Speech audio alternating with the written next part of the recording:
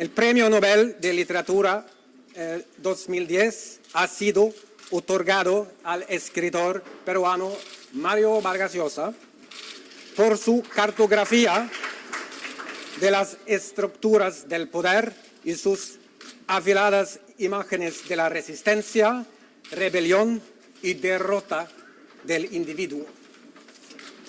Así, la Academia Sueca anunciaba el 7 de octubre del 2010 que el escritor peruano Mario Vargas Llosa se unía a la prestigiosa lista de ganadores del más grande premio literario en el planeta, el Premio Nobel de Literatura. De esta manera, Vargas Llosa se convertía en el sexto latinoamericano en recibir tan reconocida distinción, después de la chilena Gabriela Mistral en 1945, el guatemalteco Miguel Ángel Asturias en 1966, el chileno Pablo Neruda en 1971, el colombiano Gabriel García Márquez en 1982 y el mexicano Octavio Paz en 1990. La obra de Vargas Llosa presenta distintas temáticas, pero suele representar personajes inmersos en una dinámica que es más grande que ellos, lo que provoca desazón en el individuo y lo deja desesperanzado, porque no hay una salida posible. Los personajes no tienen una actitud positiva ante las circunstancias debido a las injusticias, a lo inmoral de la sociedad, las fallas del sistema, terminan siendo mucho más grandes que él, por lo que no le deja más opción que la resignación, a veces la resignación a la mediocridad, porque sabe lo difícil, si es que no lo imposible, que sería poder superar esas falencias, o si en todo caso lo intentan, fracasan en el intento. Esto lo podemos ver en obras como Conversación en la Catedral, donde se nos presenta la famosa pregunta de Zabalita de cuándo se había jodido el Perú. Zabalita es un renegado de su clase social, no le gusta que su familia sea la típica familia burguesa adinerada, porque ve en ellos el mal de la sociedad. Vemos el conflicto que le causa el tener que cumplir con la responsabilidad familiar debido a la presión que recibe por parte de ellos, pero al mismo tiempo el disgusto que siente por el estilo de vida que llevan y también las ideas y hasta los prejuicios que manejan. Porque a todo esto su familia no solo posee capital o poder económico y social, sino también poder político, debido a que mantienen influencias y contactos con la dictadura de turno. Zabalita, sin embargo, no puede o no quiere hacer más nada para solucionar esa situación, sino que tan solo decide alejarse. En La ciudad y los perros, el contexto que se nos presenta también es sumamente rígido, ya que se trata de una institución militar, el Colegio Leoncio Prado. Vemos que las jerarquías están estrictamente delimitadas y los ritos de paso siguen códigos de conducta extremadamente duros asociados con la masculinidad y la violencia física, al punto de que los estudiantes mayores dan la bienvenida a los perros, con perros nos referimos a los nuevos estudiantes, pegándoles, haciéndoles caminar en cuatro patas, humillándolos, básicamente. Todo eso llega a su clímax cuando ocurre un accidente, y lo coloco entre comillas porque en realidad no se sabe si fue algo adrede o si verdaderamente fue algo sin intención. Esta tragedia deja gravemente herido a uno de los estudiantes, pero lamentablemente dentro del sistema militar opresivo en el que se desarrolla esta historia, esto es percibido no como un error, ni algo que corregir, sino como una carga para el colegio, al punto de que se hace lo posible por ocultarla y las autoridades militares se deshacen de los elementos o personas que pretendían luchar y hacer algo por la víctima. El crimen o accidente no se logra resolver y las autoridades no tienen la mínima intención de averiguar verdaderamente lo sucedido, sino de tan solo salvaguardar la reputación y el prestigio del colegio. Esto puede ser un desastre. El colegio tiene enemigos.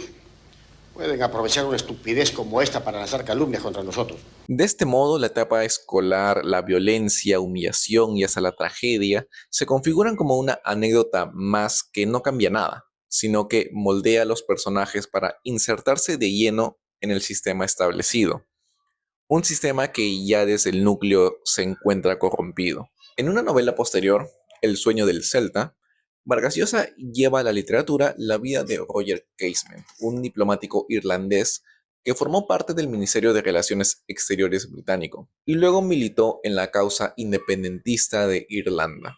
Casement se hizo conocido en su tiempo por denunciar las atrocidades y los abusos coloniales contra los aborígenes en el Congo y en el Putumayo. Por esa actividad política fue acusado de traición a la corona británica, arrestado, sentenciado y finalmente ejecutado el 3 de agosto de 1916. Vargas Llosa retrata su historia de lucha contra el sistema colonial de los imperios británico y belga, pero, una vez más, nuestro personaje principal resulta víctima de un sistema que lo excede, y lo excede por mucho. Sin embargo, en Vargas Llosa no tenemos tan solo un contenido bien pensado, sino también tenemos que está bien ejecutado. Tenemos una narrativa pulida y con arduo trabajo detrás. Conversación en la Catedral, La ciudad y los perros o La Casa Verde son novelas fragmentadas que nos presentan diversidad de personajes, pero las historias no son contadas de manera lineal, sino que Vargas Llosa emplea juegos narrativos con los narradores y con los tiempos. En La ciudad de los perros puedes tener que capítulo tras capítulo,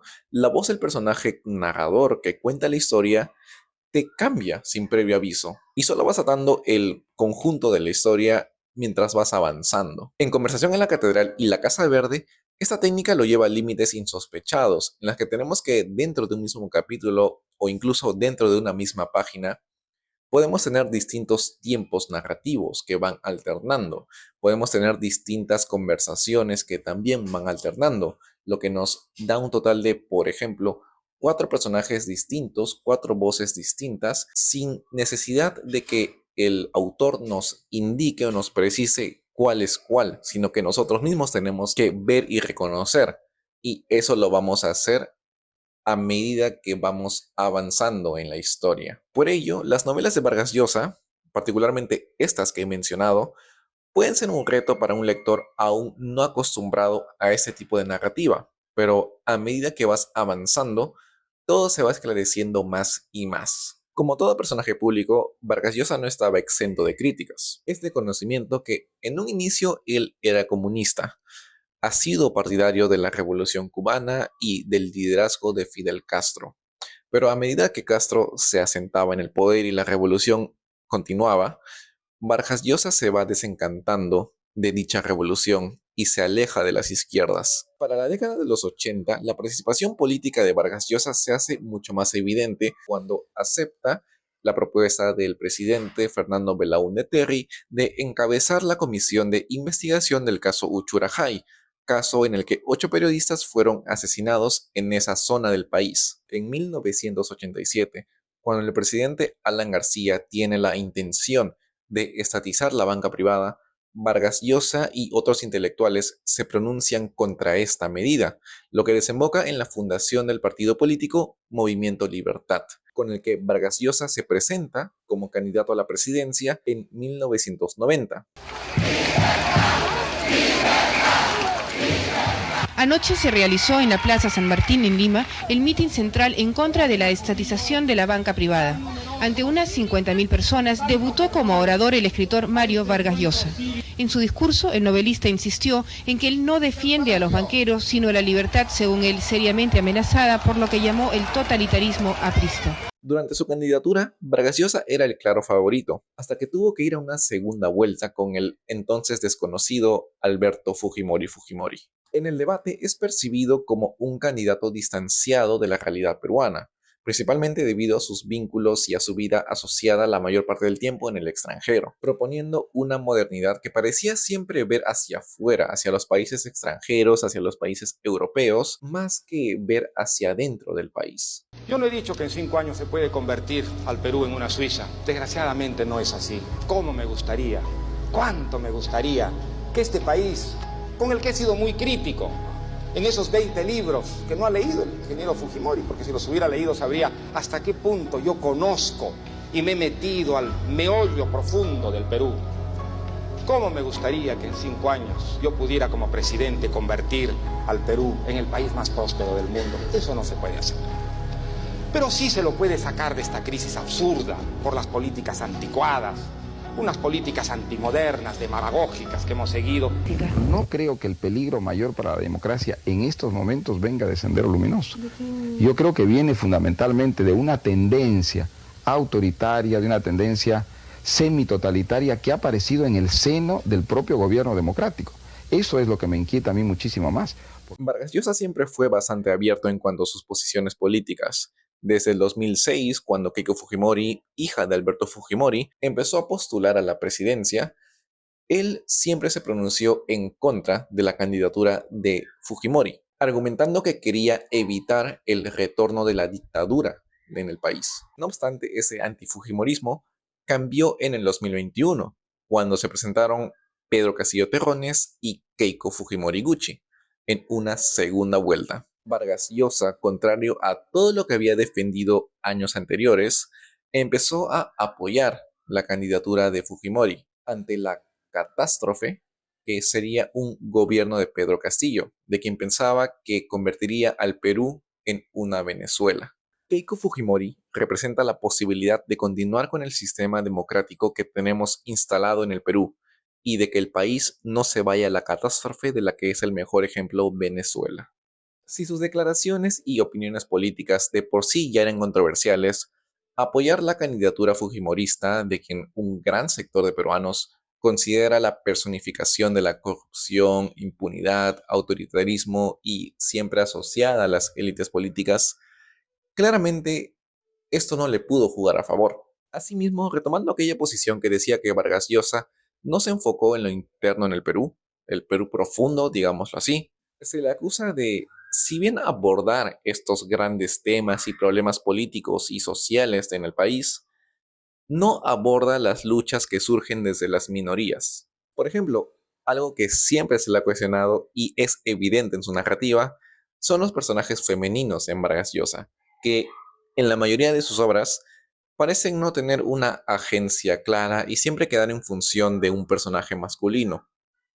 El caso más claro que tengo más en la memoria, de manera más fresca, es el caso de Teresita, de La ciudad y los perros, que se presenta como si fuera la prueba o rito de paso de cada uno de los estudiantes protagonistas. Resulta que ella sostiene una relación con cada uno de ellos, entonces casi se plantea como un objeto que se va prestando de uno en uno. En Historia de Maita, por ejemplo, muchos encuentran más que una representación, una ridiculización del personaje homosexual, en este caso de Alejandro Maita. En La utopía arcaica, libro en el que el Nobel peruano estudia la vida y obra de otro gran escritor, José María Arguedas, Carmela Zanelli nos dice que hay en la descripción de Vargas Llosa de este Perú informal cierto sabor peyorativo, como cuando sostiene que el Perú en su contemporaneidad es una mezcolanza o confusión, características que Vargas Llosa asocia a la cultura chicha.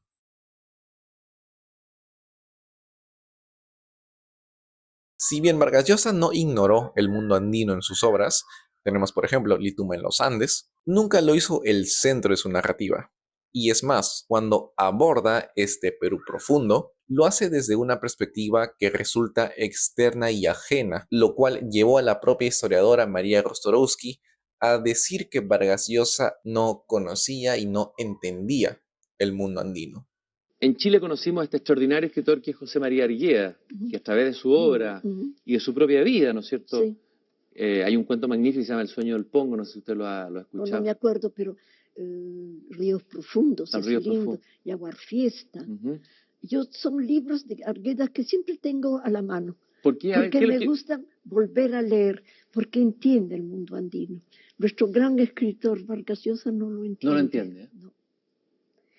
Él no entiende, por eso nunca pudo ganar alguna elección, porque no le entiende. ¿Y qué es lo que entendió Arguedas del mundo andino? Que no haya entendido Vargas Llosa, por ejemplo. Su profundidad, su sentimiento, su corazón. No, el otro está sobre la superficie. En cambio, él ha entrado en profundidad, en el alma andina. Ya para ir cerrando el video, yo creo que Vargas Llosa escribe desde lo que sabe, desde lo que ha vivido y él ha tenido cerca.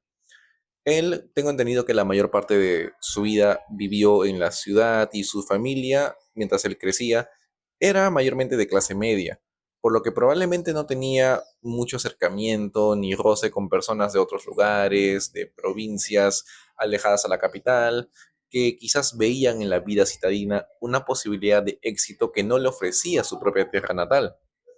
idea de éxito siempre asociada al esquema de pensamiento occidental. Desde niño, por ejemplo, la cultura a la que tuvo acceso Vargas Llosa era siempre europeizante y eurocentrista, ¿no? Él siempre menciona que pudo leer a Víctor Hugo, que él pudo leer a William Faulkner, que él pudo leer a uno de sus libros favoritos, recuerdo que era Tirante el Blanco, Tirante el Blanco, me parece que sería en español. De ahí su amor por la literatura francesa, de autores como el ya mencionado Gustave Flaubert, Víctor Hugo o Alejandro Dumas, al punto de que, como dijo el director y también primo de Vargas Llosa, Luis Llosa, muy probablemente su nombramiento como miembro de la Academia Francesa fue incluso más satisfactorio que recibir el mismo premio Nobel. Y déjame agregar una cosa, que al premio Nobel hay que agregarlo de...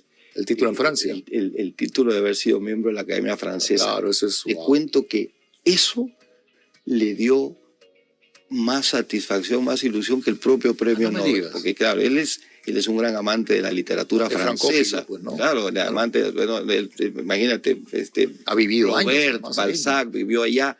Entonces, que lo haga miembro de la Academia Francesa sin escribir francés, sin en francés, es una distinción única en la historia de la Academia Francesa. Entonces, aquí no estamos ciegos como para justamente no ver este apego a lo occidental, a lo europeo, que toma Vargas Llosa como paradigma del desarrollo. Pero también soy consciente de que cada escritor o cada escritora escribe justamente desde cierta posición.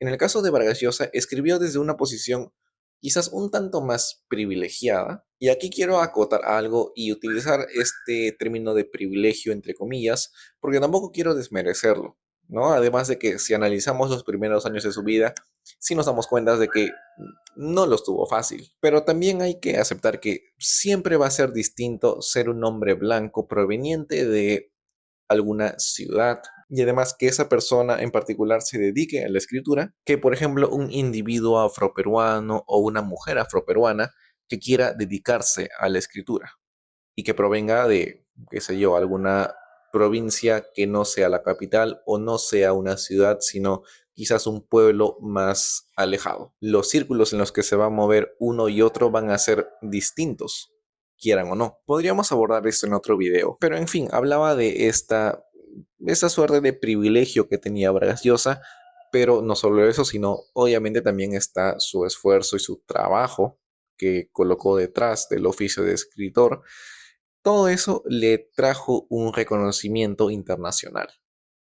Y creo que dentro de ese marco, igual Vargas Llosa supo moverse muy bien y realizar su oficio de manera espléndida. Pues después de todo, y aquí ya sé un poco mi opinión personal, que creo que asumirán cuál es debido al nombre del canal, Vargas Llosa es un autor cuya narrativa me gusta mucho. Y me puse a pensar que a lo mejor también su narrativa me interpela, porque yo también he experimentado y he podido vivir o congeniar con esta, digamos, clase media que suele retratar en sus novelas, ¿no? Y que, pues, esta clase que cuida las apariencias y suele también soltar, sin querer queriendo, digamos, frasecitas o expresiones cargadas de discriminación, de clasismo y o machismo, muchas veces soterrados, ¿no? Que hay y que se mantienen en el tiempo a pesar de que cambian sus formas. Entonces yo diría que la narrativa de Vargas Llosa no es que muestre la realidad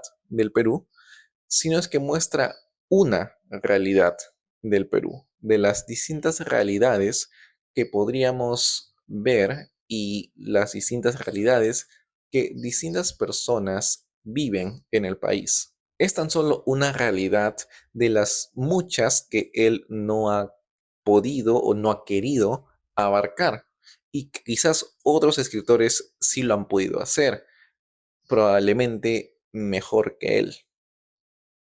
Y bueno, este fue el video de hoy. La verdad, lo pensaba un poco más corto, pero pues así nos extendemos cuando se trata de Vargas Llosa. Entonces, si les gustó el video, pueden darle like, compartir, suscribirse y sobre todo comentar. Me gustaría saber qué es lo que piensan de Vargas Llosa, si coinciden o no con las ideas que he podido explicar aquí. Y la realidad es que finalmente estés, digamos, a favor o en contra, o te guste o no, Vargas Llosa creo que es un escritor que no nos deja indiferentes. Y finalmente creo que eso, al menos por el momento, lo va a hacer perdurar en el tiempo. Chao, chao.